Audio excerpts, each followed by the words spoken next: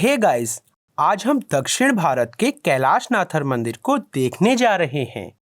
कुछ लोग इसे एलोरा गुफाओं में स्थित विश्व प्रसिद्ध कैलाश मंदिर का प्रतिरूप मानते हैं। वहीं कुछ लोग इसे सभी मंदिरों और आध्यात्मिकता का उद्गम स्थान मानते हैं। मैं आपको ये पूरा मंदिर अगले वीडियो में दिखाऊंगा, लेकिन इस वीडियो में मैं आपको इस मंदिर में छुपे हुए आध्यात्मिकता के रहस्य को दिखाना चाहता हूँ। तो यहाँ बहुत सारे रिलीफ कार्विंग्स हैं।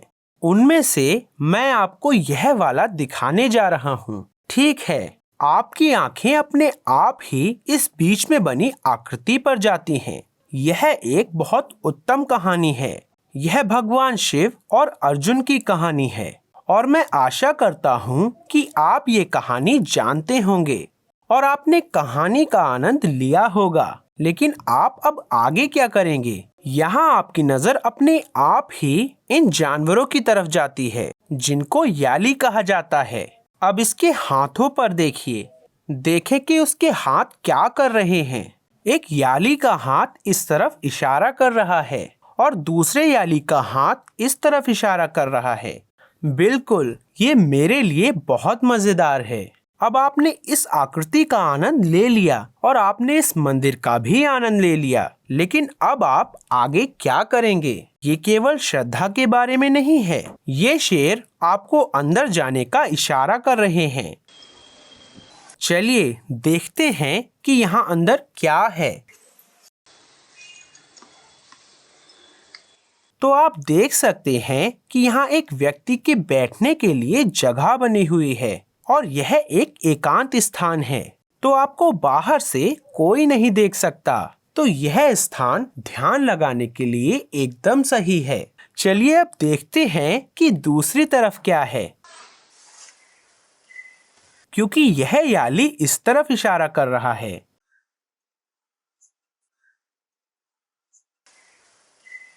यहाँ भी दूसरी तरफ की तरह ही ध्यान के लिए बिल्कुल उचित एक दूसरा स्थान बना हुआ है।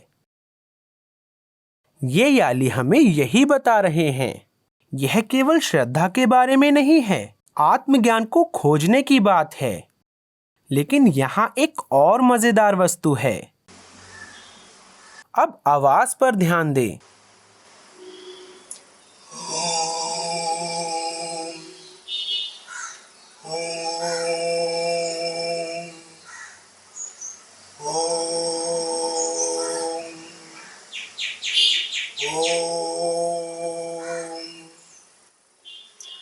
यदि आप यहाँ मंत्रोच्चार करेंगे तो यहाँ आपको एक स्पष्ट प्रतिध्वनि सुनाई देगी। इसी प्रकार सन्यासी इस मंदिर का प्रयोग करते थे। यदि आप इस स्थान के अंदर बैठकर मंत्रोच्चारण करेंगे तो आप एक बहुत ही आश्चर्यजनक प्रतिध्वनि का अनुभव करेंगे। न केवल आवाज, बल्कि आप शरीर और दिमाग में भी एक कंपन महसूस करेंगे। यहाँ पर इस तरह के केवल एक या दो ऐसे कक्ष नहीं हैं, बल्कि इस मंदिर में 56 ऐसे कक्ष हैं। प्राचीन सन्यासी यहाँ समूह में आते थे और इन कक्षों में ध्यान करते थे। मैं इस मंदिर में बहुत बार आ चुका हूँ और आप विश्वास करें या ना करें, लेकिन ये प्रथा आज भी यहाँ चल रही है।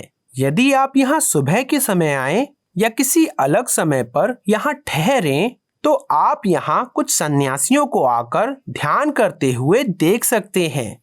बल्कि कुछ के पास कुछ निश्चित कक्ष हैं जिनका प्रयोग वो बार बार करते हैं। तो आप देख सकते हैं कैसे याली नाम के इस जानवर के इशारों को समझकर हम बहुत सारी जानकारी प्राप्त कर सकते हैं। याद करें कि मैंने आपको दारासुरम के मंदिर में भी याली को दिखाया था। मैंने आपको दिखाया था कि कैसे याली की पूंछ और सूंड हमें कुछ बहुत ही विशेष समझने में मदद कर रही थी। इसलिए यदि आप किसी प्राचीन भारतीय मंदिर में जाएं तो याली पर ध्यान जरूर दें। लेकिन इस मंदिर में कुछ और ही है जिसे ये याली बता रहे हैं। पुरातत्वविद हमें बताते हैं कि कैलाशनाथर मंदिर पूरी तरह से सैंडस्टोन और ग्रेनाइट से बना हुआ है। लेकिन यदि आप सावधानी पूर्वक देखेंगे तो आपको पता चलेगा कि यह याली खुद बता रहा है कि यह पत्थरों से नहीं बना हुआ है। देखिए, हम इन याली के अंदर मौजूद लाल ईंट के टुकड़ों को देख सकते हैं। केवल एक या दो नहीं, बल्कि बहुत सारी कलाकृतियों में इसे देख सकते हैं। कुछ जगह पर हम इन प्रतिमाओं में प्रयोग की गई अन्य सामग्री जैसे मोर्टार को देख सकते हैं, और यह केवल याली तक सीमित नहीं है। देखिए, यह पैनल भी सैंडस्टोन का बना हुआ लगता है, लेकिन ऐसा नहीं है। आप अंदर से बाहर को निकलते हुए ईंटों के टुकड़ों को देख सकते हैं। यह मंदिर सैंडस्टोन या साधारण पत्थर से मिलकर नहीं बना है। यह एक कृत्रिम पदार्थ से बना है, जिसमें अन्य अलग अलग पदार्थों का मिश्रण है। आज हम इसी तकनीक का प्रयोग करते हैं, जिसे हम जियोपॉलीमर तकनीक कहते हैं, और इस तकनीक से कृत्रिम चट्टानों का निर्माण करते हैं। यह केवल एक परिकल्पना नहीं है। देखिए कि यहाँ के पुजारी हमें क्या बता रहे हैं। Entirely different to the other temple. This is not available stone, man-made stone. Olden days people brilliant, they make. Nowadays our knowledge is zero, nobody knows the combination. That is the drawback, not possible to maintain, not possible to repair. और उन्होंने मंदिर के निर्माण में साधारण पत्थरों की जगह जियोपॉलीमर्स तकनीक से बने पत्थरों का प्रयोग क्यों किया? पुजारी और कुछ स्थानीय लोगों का मानना है कि इन कृत्रिम पदार्थों को कुछ ऐसी ऊर्जा के उत्सर्जन के लिए प्रयोग किया गया था जो ध्यान लगाते समय आपके मस्तिष्क को शांत रखकर ध्यान के लिए एक आदर्श स्थिति उत्पन्न कर सकती है। सोचिए कि क्यों सभी लोग अपने घरों से दूर यहाँ इस मंदिर में आकर इन कक्षों में बैठकर ध्यान लगाएंगे। क्या वे अपने घरों में ध्यान नहीं कर सकते थे? यह मंदिर, जो कि सभी मंदिरों का उद्गम माना जाता है, यह एक बहुत ही आश्चर्यजनक पदार्थ से बना हुआ है, जो कि आपके ध्यान के अनुभव को बढ़ाता है। आप यहाँ उच्चारण करते हैं तो आपको प्रतिध्वनि सुनाई देती है। यहाँ पर दीवार पर ऐसी आकृतियां हैं जो हमें बताती हैं कि ध्यान कैसे करें और यह आपको किस तरह के लाभ दे सकता है। यहाँ बहुत सारी नक्काशियां अब नष्ट हो चुकी हैं। प्राचीन समय में बहुत अच्छी तरह से रंग की हुई कलाकृतियां थीं, जो हमें क्रम से बताती थीं कि ध्यान किस तरह लगाया जाए और कैसे परम शांति को प्राप्त किया जाए। यह सभी अमूल्य जानकारी संरक्षण ना होने की वजह से नष्ट हो गई। चलिए पुराने समय में जाकर ये कल्पना करते हैं कि आप मंदिर में ध्यान करने के लिए प्रवेश कर रहे हैं। पहले आप स्वाभाविक रूप से मुख्य कक्ष में प्रवेश करेंगे। प्रमुख कक्ष के अंदर एक बहुत बड़ा लिंगम है, जो कि 16 एकदम सटीक कोणों से बना है।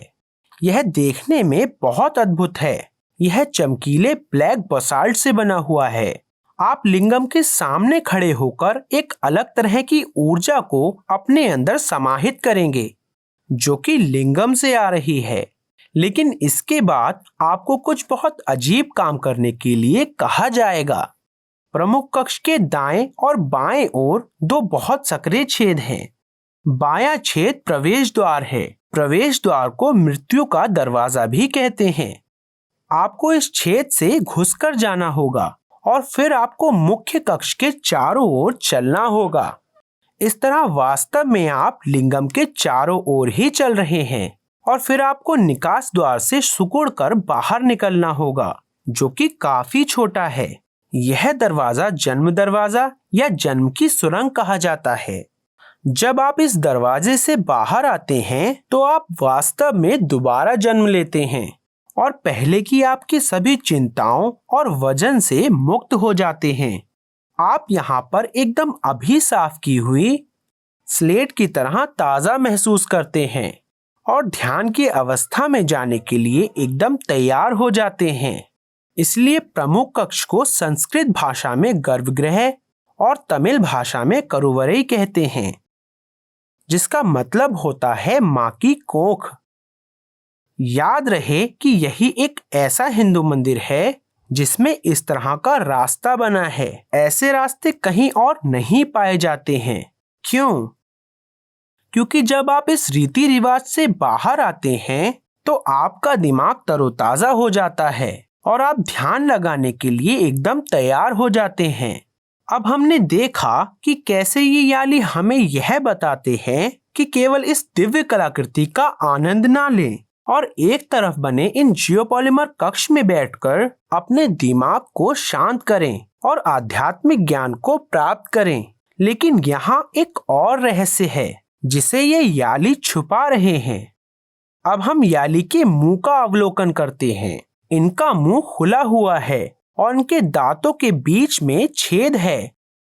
यहाँ एक गौर करने वाली बात है कि सभी छेद एकदम सीधी रेखा में हैं। यदि आप एक याली के दांतों के बीच से देखेंगे तो छेद की दूसरी तरफ से मुझे देख सकते हैं और यहाँ तक कि आप याली की दूसरी तरफ से भी देख सकते हैं। यहाँ एक और मजेदार बात है कि आप यहाँ दो याली देख सकते हैं। आप बाईं तरफ वाले से भी दाएं वाले के उस पार देख सकते हैं और आप दाएं वाले से होकर भी बिल्कुल बाएं वाले को देख सकते हैं, क्योंकि ये सभी एक सीधी रेखा में हैं। लेकिन क्या ये समानता केवल कलात्मकता के लिए बनाई गई है? नहीं, इस समानता में एक प्राचीन रहस्य छुपा हुआ है। याद करें कि मैंने आपको बताया था कि यहाँ ध्यान लगाने के लिए 56 कक्ष बने हुए हैं। पुराने समय में यहाँ 7 महान संत, जिन्हें हम सप्त ऋषि कहते हैं, वे इन कक्षों में बैठते थे। हर एक संत के 7 शिष्य होते थे जो कि दूसरे कक्षों में बैठते थे। तो इस तरह पूरे 56 लोग मंत्रोच्चार करते थे, क्योंकि 56 एक पवित्र संख्या है जो कि 7 को 7 बार जोड़कर उसमें फिर से 7 जोड़ने से बनती है। ऐसा कहा जाता है कि सन्यासी लोग जुड़वा प्रणाली का अनुसरण करते थे। 2 सन्यासी याली के दोनों तरफ बैठते थे। दोनों कक्षों में एक एक सन्यासी बैठता था। एक लंबा चांदी का धागा याली के मुंह से होकर जाता था और दोनों सन्यासियों को आपस में जोड़ता था। दोनों सन्यासियों को स्थिर बैठना होता था। यदि कोई एक सन्यासी हिलता तो यह धागा कंपन करता और दूसरे सन्यासी का ध्यान भंग हो जाता। ऐसा कहा जाता है कि पूर्ण शांति में धागे का कंपन रुक जाता और आत्मा में कॉस्मिक कैलाश पर्वत के साथ कंपन शुरू हो जाता। आशा करता हूँ कि आपको कैलाशनाथर मंदिर का आध्यात्मिक रहस्य पसंद आया होगा। कृपया इस वीडियो को लाइक करें और अपने दोस्तों के साथ शेयर करें। मैं आपको शीघ्र ही दूसरे वीडियो में मिलूंगा। बाय।